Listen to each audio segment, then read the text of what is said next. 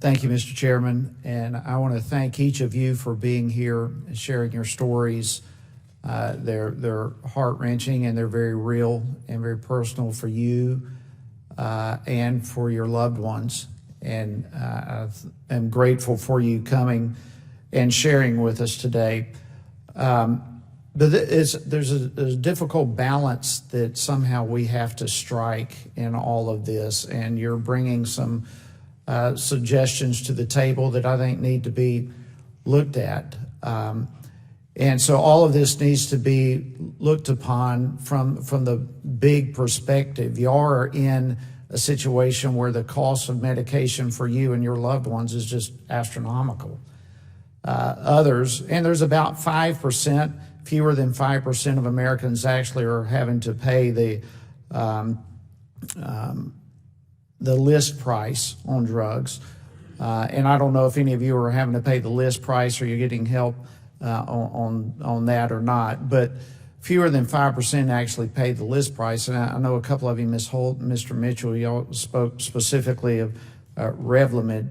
And, you know, I went back and looked at Celgene. I mean, that took over 14 years for them to develop that drug, $800 million to produce that drug.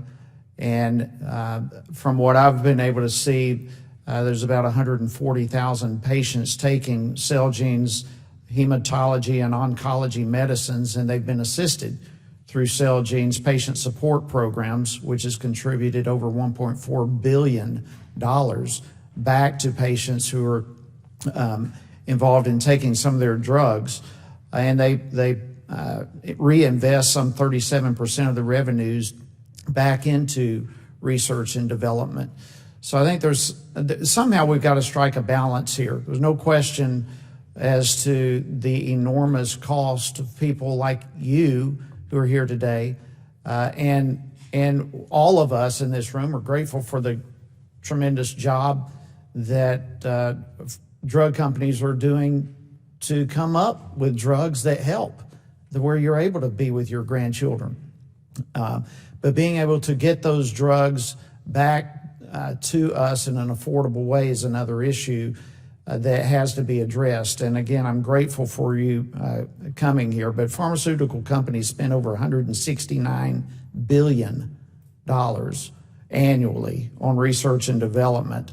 And we are blessed to be in this country where those companies are putting that kind of money into research and development to help with situations like this.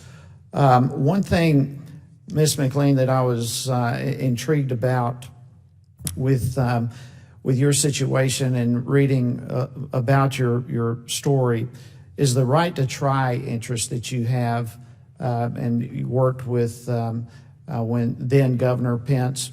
Can you tell us a little bit about your experience with that, fighting for the right to try?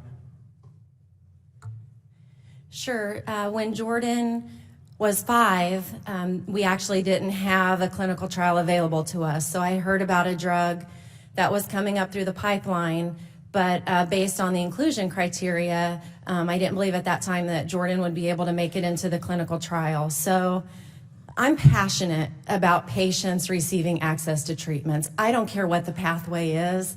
I'm just passionate about patients being able to access those treatments. And so at the time, Jordan we didn't think he would qualify for a trial. So we started fighting for the right to try law, which says if a drug has made it through phase 1 and a patient wants to try it and you have a drug company and a doctor willing to make that happen, you should have a right to do that. So we did start in our home state of Indiana when Mike Pence was our governor at the time. It passed with unanimous bipartisan support across the nation, really. And then we did start to work on federal legislation, which was passed into law last May. The law does bear Jordan's name. And Jordan's not receiving a treatment through the right to try pathway, though. He's receiving a treatment through a clinical trial, which is what we wanted to start with.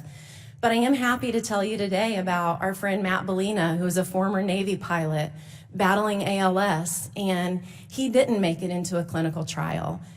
But a few months ago, Jordan got to be there with Matt when Matt received his first treatment of an experimental treatment for ALS through the Right to Try pathway. So it's been really awesome to be on that journey and for Jordan to be a part of kind of seeing that come full circle and seeing someone that has been able to benefit. And last week, Matt became the first person ever to receive a 4th treatment, and he's doing very well. So it's a little Thank bit you. about our journey. Thank you, Mr. Chairman.